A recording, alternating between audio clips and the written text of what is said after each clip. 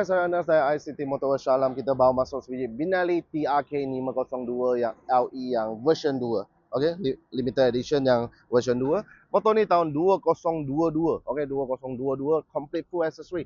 Tak sampai 20,000 you sudah boleh dapat sebiji touring bike yang complete full accessory. Okey, 2022 harga jualan sekarang hanya 18,500, color original, accident free.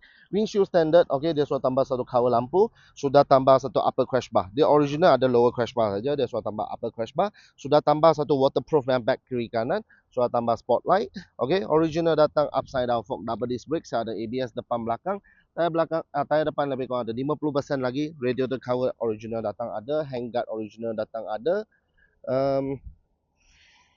Version 2 engine cover pun memang sudah ada. Kemudian motor ni dua silinder yang motor 500cc dengan 48 horsepower. Top speed lebih kurang 170 km/h. Okey, exhaust masih standard. Original datang kilang memang complete 3 box. Okey, 3 box, belakang eco semua standard, belakang pakai disc brake, ada ABS, tayar belakang ada 60%, splash guard pun datang sekali.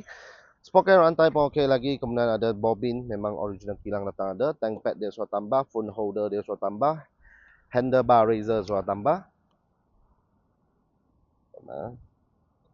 Okey, ini battery charger sudah tambah, battery wattage sudah tambah.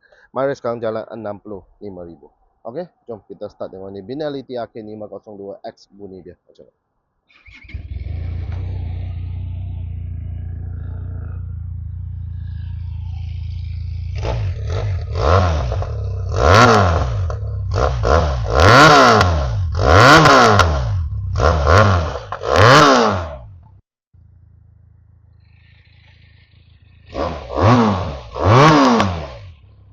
Okey, lagi satu, exhaust dia original tapi dia sudah operate itu pasal bunyi pun main sedap, dia sudah operate dalam, so lubang sudah besar sikit, bunyi pressure 2 silinder bunyi sudah macam 4 silinder, bunyi pun main sedap. Okey, so condition semua memang perfect lagi. Okey, sekali lagi tahun 2022 Binali TRK 502 LE version 2 ni harga jualan sekarang hanya 18,500.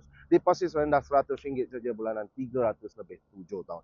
Loan Aeon, loan credit, loan kedai, loan bank pun kita boleh uruskan. Kalau ada credit card, guna credit card EPP zero interest selama 5 tahun lagi jimat. Okey, beli pun tak payah risau, siap ada warranty 1 tahun, siap ada kasih free gift helmet, full face jacket dengan glove. Okey, kalau minat Binali TRK ni boleh terus datang ICT Motor Shalam ataupun terus WhatsApp sales team kita boleh hantar sampai rumah ke situ. Okey, kalau minat WhatsApp sales team kita. Baik.